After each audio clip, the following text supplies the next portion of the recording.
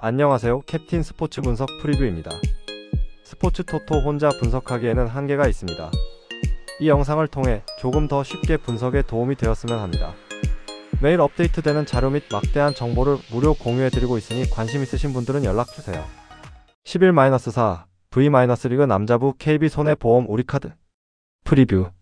이 경기는 KB손해보험의 블로킹 타이밍 조절과 세터 황태그의 템포 분배 능력이 핵심 변수다. 특히 황태그가 약국과 비에나의 공격을 적절히 섞어 전개할 경우 상대 블로커의 반응이 늦어질 수 있다. KB손해보험은 미들 블로커 차영석을 중심으로 라인 간격을 유지하며 중앙과 사이드 모두에서 안정적인 득점 루트를 확보하고 있다. 반면 우리카드는 알리와 아라우조의 화력 의존도가 높아 두 선수가 묶일 경우 공격 전환이 단조로워진다. KB손해보험은 리시브 라인이 안정적이기 때문에 세트 플레이 속도가 일정하고 블로킹 후 전환 속도 또한 빠르다. 특히 세트 중반 이후에도 블로킹 타이밍과 디그 커버의 호흡이 맞아 떨어지며 상대의 강타를 체계적으로 흡수한다. 우리카드는 초반에는 파워로 밀어붙이지만 시간이 지날수록 리듬 유지에 어려움을 겪을 가능성이 높다. 결국 이 경기는 템포 조절력과 후반 집중력 싸움으로 귀결될 것이며 이 부문에서 KB손해보험이 훨씬 앞선다. 그럼에도 불구하고 초반 알리의 강타가 일부 세트를 흔들 수는 있으나 KB손해보험의 응집력 있는 전개가 흐름을 되찾을 것이다. 후반에는 KB손해보험의 조직적 수비와 세터 조율력이 승부를 결정짓는 구도가 될 가능성이 높다. 핵심 포인트. 황태그의 세트 템포 조율과 약군 비에나의 좌우 분산 공격이 결정적 변수. 우리카드는 리시브 불안과 블로킹 커버 범위 부족으로 후반 집중력 저하 우려. KB손해보험은 미들 블로커 타이밍 조절로 상대 퀵 공격 리듬을 완전히 깨뜨릴 가능성이 높다. 템포와 리듬, 그리고 세트 후반 집중력 싸움에서 KB손해보험이 한 수 위의 밸런스를 보여줄 것이다. 11-4 V-리그 여자부 현대건설 IBK 기업은행. 이 경기는 전환 속도와 리시브 안정성이 승부를 가를 핵심 포인트다. 현대건설은 자스티스의 디그와 세터의 빠른 사이드 전환으로 한 박자 빠른 공격 리듬을 만든다. 카리의 백어택이 터지면 기업은행의 블로킹 라인은 무너지고 반대편에서 정지훈의 퀵 오픈이 이어지는 전형적인 2단 전개가 완성된다. 양효진은 중앙에서 블로킹 중심축을 잡아주며 상대의 속공 루트를 차단하고 세트 후반 리듬을 안정시킨다. 반면 기업은행은 리시브가 흔들리면 공격 전개 자체가 막혀 세트 중반 이후 공격 성공률이 급격히 떨어진다. 또한 세터와 공격수 간의 타이밍이 미묘하게 어긋나는 장면이 자주 발생해 공격 템포를 이어가기 어렵다. 현대건설은 전체적인 전술 완성도와 템포 배분 면에서 한 수 위다. 세트 후반 집중력과 조직적 수비 라인을 유지하는 능력까지 감안하면 경기 흐름은 현대건설이 전부 틀어질 가능성이 높다. 핵심 포인트. 현대건설은 자스티스의 디그와 세터의 빠른 전환, 카리의 백어택이 완벽히 맞물린 구조. 기업은행은 리시브 흔들림과 세터 불안으로 공격 루트가 단조로워지는 패턴. 블로킹 밸런스 전환 속도 세트 후반 집중력 모두 현대건설이 우위에 있다. 전술 완성도와 조직력, 그리고 세트 후반 안정감을 고려하면 현대건설이 흐름을 완벽히 장악할 구도다. 11-4 KBL 서울 SK 부산 KCC. 이 경기는 포스트 매치업과 전환 속도 싸움이 승부를 가를 가능성이 높다. 서울 SK는 데릴 멀로와 최부경의 인사이드 조합으로 리바운드 싸움에 집중하겠지만 하프코트 전개 시 템포 유지가 관건이다. 반면 부산 KCC는 스위치 수비를 끌어낸 뒤 드완 에르난데스가 낮은 포스트에서 미스매치를 적극 공략할 것이다. 이 과정에서 나바로가 45도 각도에서 스페이싱을 유지해 수비의 시야 분할을 유도한다. 이 구조는 상대의 더블팀 트랩을 무력화시키는 하이레벨 세컨드 트랩 분할 전술이다. 서울 SK는 오재현의 볼 배급의 의존도가 높아 볼 흐름이 막히면 공격 패턴이 단순화되는 경향이 있다. 또한 하프라인 전환 속도가 KCC보다 느리며 세컨드 리바운드 이후 속공 전개에서 밀릴 가능성이 높다. KCC는 하이로우 전개와 외곽 분산이 자연스럽게 이어지며 공격의 균형을 유지한다. 결국 승부는 페인트존 점유율 세컨드 찬스 전환 리듬에서 갈릴 가능성이 높다. KCC는 에르난데스의 포스트 장악력과 나바로의 코너 스페이싱이 결합되며 전체적인 공격 효율을 극대화할 것이다. 그럼에도 불구하고 서울 SK가 초반 리바운드 싸움에서 버틴다면 팽팽한 균형이 가능하지만 장기전에서는 KCC의 조직력이 우위다. 후반 페이스 관리와 트랜지션 리듬 유지 능력까지 고려하면 부산 KCC가 승리 흐름을 줄 확률이 높다. 핵심 포인트. KCC의 세컨드 트랩 분할 전술과 에르난데스의 미스매치 공략이 핵심 루트. 서울 SK는 하프코트에서 템포가 끊기면 공격 리듬이 무너질 가능성이 높다. 나바로의 45도 스페이싱과 에르난데스의 포스트 압박이 경기의 흐름을 결정할 것이다. 포스트 장악력과 전술 밸런스를 감안하면 부산 KCC가 경기 흐름을 완전히 컨트롤할 가능성이 높다. 11-4 AFC 챔피언스리그 서울FC 청두 롱청. 이 경기는 측면 수적 5위가 전술의 핵심이다. FC 서울은 안데르손과 문선민의 폭넓은 움직임으로 청두 롱청의 파이브백을 강제로 벌려놓을 것이다. 특히 김진수와 박수일의 오버래핑 타이밍이 맞아떨어진다면 터치라인에서 수적 5위를 점하며 크로스 찬스를 꾸준히 만들어낼 수 있다. 반면 청두는 윙백이 한 줄 라인을 지키느라 전진 타이밍을 잡지 못할 가능성이 높고 수비 간격이 넓어지는 순간 박스 주변이 열릴 것이다. 링가드가 하프 스페이스를 파고드는 순간 둑스에게 직접적인 찬스가 연결될 가능성이 크다. 그래서 이번 경기는 전술 구조상 FC 서울이 측면에서 주도권을 쥐며 경기 흐름을 완전히 통제할 가능성이 높다. 청두는 수비 블록으로 버티려 하겠지만 템포가 빠른 서울의 전환 속도를 따라잡기 어렵다. 결국 라인 간격이 벌어지는 순간 서울의 공격 루트가 연쇄적으로 살아날 것이다. 핵심 포인트. FC 서울은 문선민, 안데르손, 김진수, 박수일 라인을 중심으로 터치라인 장악력에서 절대 우위. 청두 롱청은 윙백 1인 시스템으로 측면 수적 열세가 뚜렷하다. 링가드의 하프 스페이스 침투와 둑스의 포스트업이 공격 완성도를 끌어올린다. 결국 이 경기는 측면 싸움이 전부다. 터치라인을 지배하는 팀이 승리를 가져간다. 이번에는 서울이 흐름을 잡는다. 11-4 AFC 챔피언스리그 마치다 젤비아 멜버른 시티. 이 경기는 체력 관리와 전환 속도의 차이가 모든 걸 결정할 흐름이다. 마치다는 나상호의 민첩한 침투를 중심으로 상대 수비 블록을 찢으며 후지오가 2차 움직임으로 마무리할 패턴을 완성할 것이다. 시모다는 중원에서 템포를 조율하며 공격 방향 전환의 축 역할을 수행한다. 반면 멜버른 시티는 장거리 이동에 따른 피로 누적이 뚜렷해 후반 압박 강도가 떨어질 가능성이 높다. 특히 전환 상황에서 수비 밸런스가 무너지는 장면이 자주 발생할 수 있다. 마치다는 교체 투입 자원들의 활동량이 풍부하고 홈 이점을 살린 빠른 패스 전개로 경기 템포를 유지할 것이다. 결국 민첩성과 체력의 차이가 경기 후반부로 갈수록 더욱 두드러질 것으로 보인다. 그래서 전술적 응집력과 후반 에너지 레벨에서 5위를 점한 마치다가 주도권을 잡을 가능성이 높다. 핵심 포인트. 나상호의 하프 스페이스 침투와 민첩한 방향 전환이 공격의 중심축으로 작용한다. 후지오의 오프 더 볼 움직임이 상대 수비 간격을 무너뜨린다. 멜버른 시티는 장거리 이동 피로로 압박 강도가 떨어져 세컨드 볼 싸움에서 밀릴 가능성이 크다. 체력과 전환 속도의 차이가 모든 걸 갈라놓는다. 민첩한 마치다가 홈에서 흐름을 잡는다. 11-4 AFC 챔피언스리그 산프레체 히로시마 강원.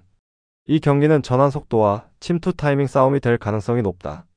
히로시마는 제르맹 료의 속도와 나카지마의 킥을 앞세워 상대 수비를 흔들 것이며 페인트존 진입률에서 우위를 점할 것이다. 마에다가 하프 스페이스를 활용해 리듬을 조절하면 히로시마는 세컨드 찬스까지 이어지는 전개 완성도를 보일 전망이다. 반면 강원은 템포 대응이 늦어 전환 상황에서 간격이 벌어지고 박스 근처에서의 세컨드 볼 수비가 불안하다.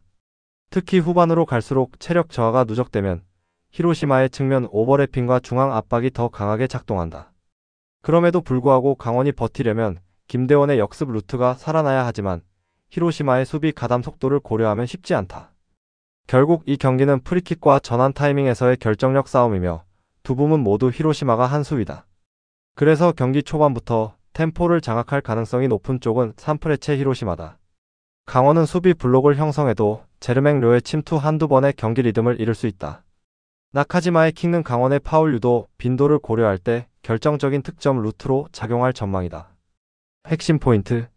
제르맹 료의 빠른 침투와 마에다의 하프 스페이스 활용이 공격 전개의 핵심이다.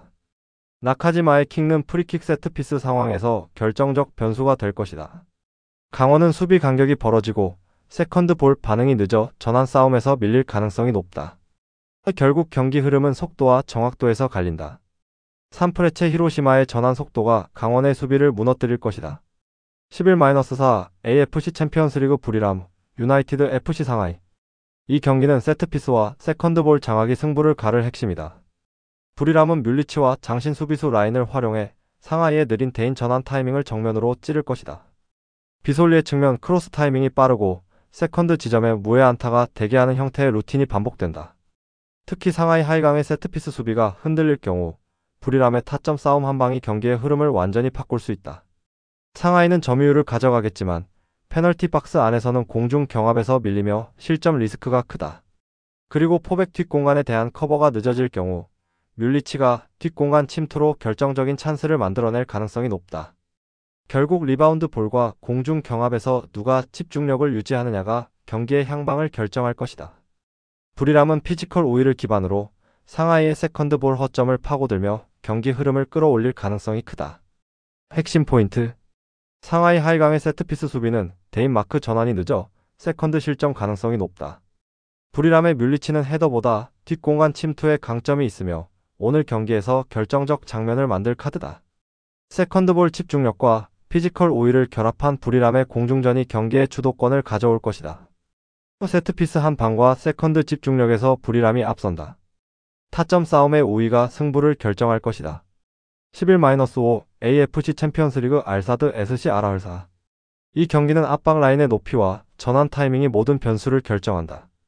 알사드는 전방 압박으로 주도권을 잡으려 하겠지만 중원 간격이 벌어지면 수비형 미드필더가 광범위한 커버를 해야 하는 부담이 커진다. 반면 알아흘리는 밀로와 마레즈의 전진 패스를 통해 그 틈을 공략하며 빠르게 하프라인을 돌파할 가능성이 높다. 토니의 패스 템포 조절과 마레즈의 컷백 루트가 맞물리면 알사드의 수비 라인은 흔들릴 수밖에 없다. 그리고 알사드의 높은 라인은 역습 상황에서 뒷공간 노출이 작기 때문에 알아흘리 입장에서는 공격 효율을 극대화하기 좋은 구도다. 결국 이 경기는 누가 중원 간격을 더 효율적으로 유지하느냐가 승부의 핵심이다. 알아흘리는 전술적으로 안정적이고 세컨드 찬스에서도 집중력을 유지할 수 있는 팀이다. 반면 알사드는 공격 전환 후 수비 복귀 타이밍이 느려 후반으로 갈수록 위험이 커질 것이다. 결국 압박 라인의 불균형이 누적될수록 알아흘리가 흐름을 장악할 가능성이 높다. 핵심 포인트. 알사드는 압박 라인이 높아 수비형 미드필더의 커버 범위가 과도하게 넓어진다. 알아흘리는 밀로와 마레즈의 전진 패스로 하프 스페이스를 공략하며 수적 우위를 만든다. 알아흘리는 전환 타이밍이 정교해 알사드의 압박 라인을 효율적으로 무너뜨릴 가능성이 높다. 전술 완성도와 간격 유지력의 차이에서 승부가 갈린다. 알아흘리가 압박 라인의 틈을 파고들며 경기 흐름을 뒤집을 것이다. 11-5 UEFA 챔피언스리그 SSC 나폴리 프랑크푸르트. 이 경기는 압박의 강도와 전환 속도가 승부를 가를 핵심 요인이 된다. 나폴리는 데 브라이너를 중심으로 전방 압박 타이밍을 정교하게 가져가며 하프라인 근처에서 탈취 후 빠르게 역습을 전개할 것이다. 루카는 하이포스트에서 세컨드 볼 연결을 담당하며 폴리타노가 측면 침투로 수비 라인을 흔드는 구조가 완성된다. 반면 프랑크푸르트는 빌드업 과정이 느려 전진 구간마다 압박에 고립되는 모습이 반복될 전망이다. 특히 골키퍼까지 볼이 내려가는 패턴은 나폴리에게 하프라인 압박을 강화할 수 있는 기회를 제공한다. 데 브라이너가 전방에서 탈취한 순간 나폴리의 역습 템포는 폭발적으로 변하며 프랑크푸르트의 수비 밸런스를 완전히 흔들 것이다. 폴리타노의 컷백 타이밍이 정확하게 맞물리면 나폴리는 세컨드 찬스에서 추가 득점까지 노릴 수 있다. 프랑크푸르트는 전개 리듬을 잡기 어려운 구조라 전반 중반 이후부터 경기 흐름이 급격히 끊길 가능성이 높다. 결국 나폴리가 압박과 전환에서 우위를 점하며 홈에서 경기 주도권을 완전히 틀어질 전망이다. 핵심 포인트. 나폴리는 데 브라이너 중심의 압박 타이밍으로 하프라인 탈취 후 빠른 역습을 전개한다. 프랑크푸르트는 후방 빌드업 속도가 느려 압박에 쉽게 고립되는 구조다. 루카와 폴리타노의 연계는 전환 과정에서 결정적인 마무리 루트를 형성한다.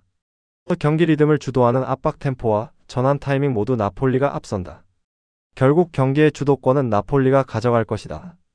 11-5 UEFA 챔피언스리그 SK 슬라비아 프라하 아스널. 이 경기는 전력 차이와 하프 스페이스 점유 싸움의 핵심이다. 슬라비아 프라하는 리그 내에서는 강팀이지만 UCL 수준에서는 압박 강도와 템포에서 밀린다. 특히 중원과 측면 사이의 간격이 벌어지는 순간 상대 윙어의 침투를 제어하기 어렵다. 그 틈으로 마두에케가 빠르게 들어오면 컷백 루트가 열리고 문전 앞에서 연속적인 위기가 생긴다. 웨데꼬르는 이 흐름을 조율하며 빌드업 속도를 조절해 리듬을 완전히 장악한다. 요케레시는 제공권과 위치 선정에서 우위를 점하며 세컨드 볼 찬스를 완성한다. 반면 슬라비아는 하프라인 근처에서 압박 실패가 나오면 곧바로 실점으로 이어질 리스크가 크다. 아스날의 측면 전환은 빠르고 정확해 프라하 수비진이 따라붙기 어렵다. 결국 이 경기의 승부는 하프 스페이스 커버 vs 침투 속도의 대결이며 아스날이 그 싸움을 주도할 가능성이 높다. 그래서 경기 초반부터 아스날이 높은 점유율과 템포로 압박하며 후반으로 갈수록 격차를 벌릴 것이다. 핵심 포인트. 슬라비아 프라하는 중원 마이너스 측면 간격이 벌어지며 하프 스페이스 수비가 불안하다. 아스날은 마두에케의 침투와 웨데꼬르의 패스 조율로 공격 리듬을 완성한다. 요케레시의 피지컬과 마무리 감각이 경기의 결정적 변수가 된다. 결국 승부는 하프 스페이스를 누가 먼저 장악하느냐에 달려있다. 아스날은 그 공간을 찢으며 경기 흐름을 통제할 것이다. 11-5 AFC 챔피언스리그 알 이티하드 샤르자. 이 경기는 전환 타이밍과 하프 스페이스 활용 싸움이다. 알 이티하드는 아우아르를 중심으로 공격 템포를 조절하며 베르그빈의 폭발력을 앞세워 수비 간격을 파고들 것이다. 특히 홈에서 강한 템포 유지 능력을 바탕으로 경기 초반부터 주도권을 확보할 가능성이 높다. 반면 알샤르자는 중앙 압박이 약하고 커버 타이밍이 늦어 세컨드볼 회수에 실패하는 장면이 잦다. 루안 페레이라의 측면 돌파가 변수이긴 하지만 전환 수비의 정비 속도가 느려 빠른 역습에 취약하다. 결국 전술적 밸런스와 체력 운영 모두 알 이티하드가 앞선다. 후반으로 갈수록 홈의 압박 강도와 공격 템포가 상승하며 득점으로 연결될 흐름이다. 이 경기는 전술 완성도와 리듬 유지에서 확실히 홈팀이 우세한 싸움이다. 핵심 포인트. 알 이티하드는 아우아르의 전환 타이밍과 베르그빈의 폭발력으로 중앙 공간을 완전히 제압한다. 알 샤르자는 중앙 커버 약점과 라인 붕괴 위험이 크며 세컨드볼 싸움에서 밀릴 가능성이 높다. 후반 체력 싸움까지 감안하면 홈팀이 전체 흐름을 장악할 공산이 크다. 이 경기는 하프 스페이스와 전환 템포의 차이가 승패를 가를 가능성이 높다.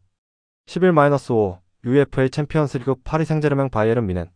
이 경기는 공간 점유율과 빌드업 구간의 밀도가 모든 것을 결정할 경기다.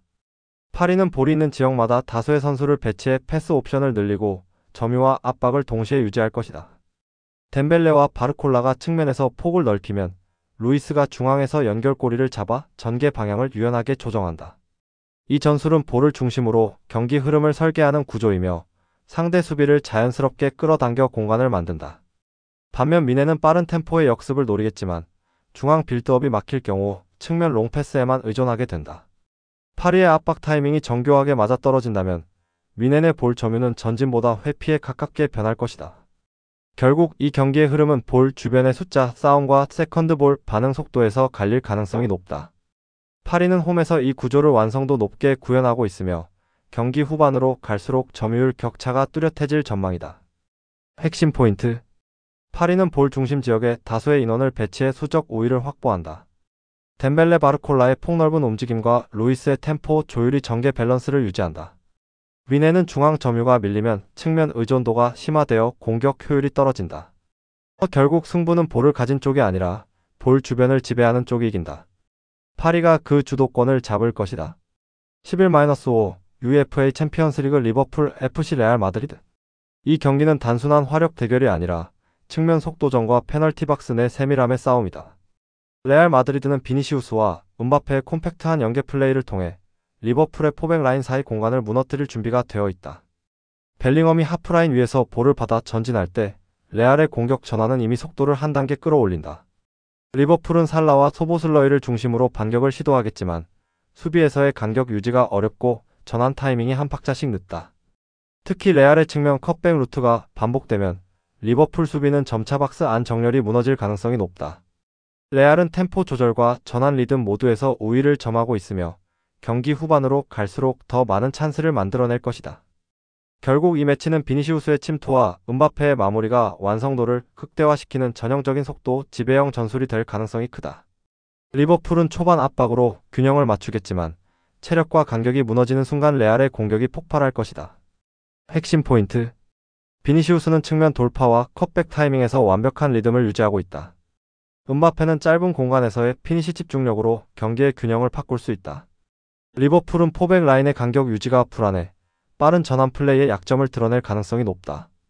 결국 승부는 측면 돌파의 효율성과 박스 내 세밀함에서 갈린다. 레알 마드리드의 완성도 높은 전술 전개가 경기 흐름을 지배할 것이다. 11-5 UEFA 챔피언스리그 AT 마드리드 루아얄 위뉴. 이 경기는 하프 스페이스 활용 능력이 모든 전술적 흐름을 좌우할 것이다. AT 마드리드는 알렉스 바에나의 전개 능력과 그리즈만의 침투 감각으로 중원 간격을 완전히 찢어 놓을 것이다. 특히 상대 미드필더 간격이 벌어진다면 알바레즈와 시메오네의 연계 플레이가 살아나며 결정적인 찬스가 이어질 것이다. 반면 위니옹은 미드필더 라인의 수비 간격이 불안해 세컨드볼 대처의 약점을 드러낼 가능성이 높다. AT 마드리드는 점유율을 바탕으로 압박을 조기 차단하고 빠른 템포로 하프 스페이스를 점유하며 공격을 이어갈 것이다. 이 흐름이 유지된다면 경기 내내 AT 마드리드의 볼 점유와 공격 전개가 청사진처럼 흘러갈 가능성이 크다. 위니옹은 역습으로 찬스를 만들겠지만 라인 간격이 벌어진 상태에서는 전환 속도를 살리기 어렵다. 결국 경기의 구조상 AT 마드리드가 전술적 우위를 통해 흐름을 완전히 통제할 가능성이 높다. 핵심 포인트: 알렉스 바에나의 하프 스페이스 침투와 패스 전환은 AT 마드리드 전술의 핵심이다. 위니옹은 중원 간격이 넓어 하프 스페이스 침투에 취약하다. 알바레즈와 시메오네의 연계가 수비 라인을 끌어내며 그리즈만의 마무리 루트를 만든다. 결국 하프 스페이스의 균열이 경기의 향방을 바꾼다. AT 마드리드가 전술 밸런스에서 완벽히 앞선다. 11-5 UEFA 챔피언스리그 유벤투스 스포르팅. 이 경기는 좌우 하프 스페이스 공략과 전환 템포 싸움에서 승부가 갈릴 가능성이 높다. 유벤투스는 일대제의 침투 루트를 중심으로 스포르팅의 좌측 라인을 집중적으로 공략할 것이다. 로카텔리는 중원 압박을 피하며 측면으로 빠르게 전환해 데이비드와 일디즈의 컷백 패턴을 완성시킬 것이다. 반면 스포르팅은 좌측 풀백의 복귀 타이밍이 불안하고 측면 수비 협력 속도가 늦다. 그래서 일디즈의 아이솔레이션 돌파가 연달아 이어지면 스포르팅의 수비는 점점 넓게 벌어질 가능성이 높다. 후반으로 갈수록 유벤투스의 점유율과 체력 유지력이 빛나며 경기의 주도권은 완전히 홈팀 쪽으로 기울 것이다. 스포르팅이 세트피스로 반전의 찬스를 노리겠지만 유벤투스의 압박 회피 능력과 하프 스페이스 공략은 이를 상쇄할 만큼 강력하다. 결국 전환 효율과 컷백 빈도 그리고 결정력에서 유벤투스가 한 단계 위의 경기력을 보여줄 것이다. 핵심 포인트: 유벤투스는 일디제의 침투와 컷백 루트를 중심으로 좌측 하프 스페이스를 집중 공략한다.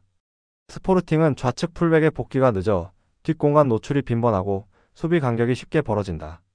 로카텔리의 전환 패스와 일디제의 마무리가 맞물리면 경기의 흐름은 유벤투스 쪽으로 기운다. 전술적 완성도, 공간 공략 능력, 체력 분배까지 모두 감안하면 유벤투스가 확실히 앞선다. 11-5 UEFA 챔피언스리그 토트넘 호스퍼 FC 코펜하겐. 이 경기는 중원 압박 타이밍과 박스 근처 공간 활용이 핵심이다. 토트넘은 팔리냐의 압박 회수와 시몬스의 전진성을 통해 코펜하겐의 미드라인을 뚫어낼 것이다. 코펜하겐은 블록을 유지하려 하겠지만 하프 스페이스 침투 대응이 느려 시몬스와 무아니의 연계를 막기 어렵다. 세트피스에서도 킥 정확도에서 토트넘이 확실히 앞서며 세컨드 찬스에서 득점을 이어갈 가능성이 높다. 전술 완성도와 공격 전개 속도, 세컨드볼 대응력에서 모두 토트넘의 우위가 뚜렷하다. 그래서 경기 초반부터 토트넘이 점유율을 높이며 상대를 밀어붙일 가능성이 높다. 코펜하겐은 간헐적인 역습 찬스는 만들겠지만 조직적인 공격 흐름을 유지하기는 어렵다. 후반으로 갈수록 라인 간격이 벌어지고 수비 밸런스가 흔들리며 실점 가능성이 커진다. 전술 밸런스, 체력, 세트피스 완성도 모두 토트넘이 앞서는 경기다. 핵심 포인트: 팔리냐의 압박 회수와 시몬스의 전진성으로 토트넘이 중원을 완전히 장악할 가능성. 코펜하겐은 중원 압박 타이밍이 어긋나며 박스 근처 공간에서 반복적인 위기 노출. 세트피스 퀄리티와 전개 속도까지 고려하면 토트넘 쪽 우세가 분명하다. 중원 압박과 전환 속도 모두 토트넘이 한 수 위, 전반 주도권을 잡는 흐름에 주목해야 한다. 11-5 UEFA 챔피언스리그 올림피아코스 PSV 에인트호벤. 이 경기는 세트피스 완성도와 체력 관리가 승부를 가를 가능성이 높다.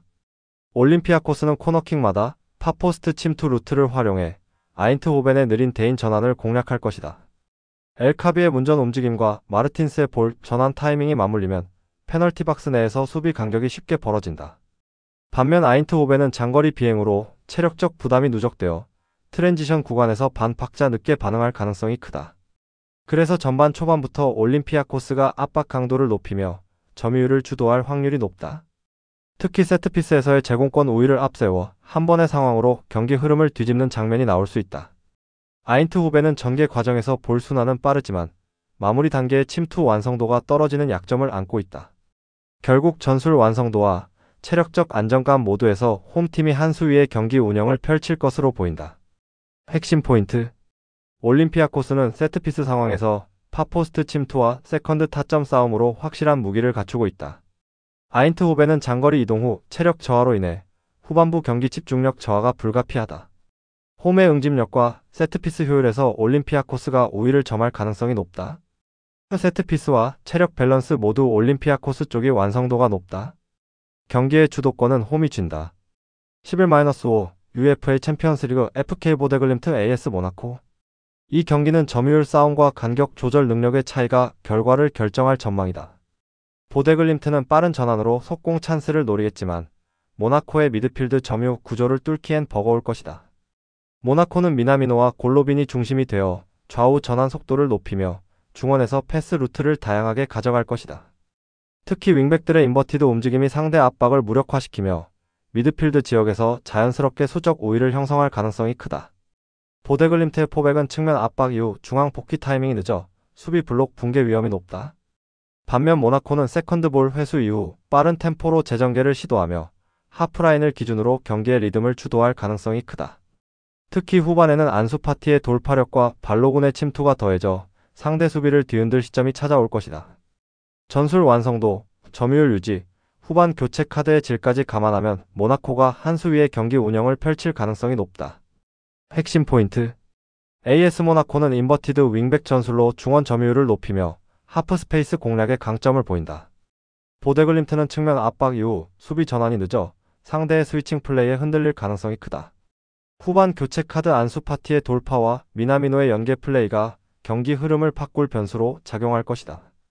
미드필드 간격과 전환 속도 싸움에서 우위에 있는 모나코가 경기 전체를 통제할 가능성이 높다. 스포츠 분석 혼자서는 한계가 있습니다. 막대한 자료와 팁을 무료로 공유해드리오니 함께 적중률을 올려봅시다. 구독, 좋아요는 영상 제작에 큰 힘이 됩니다.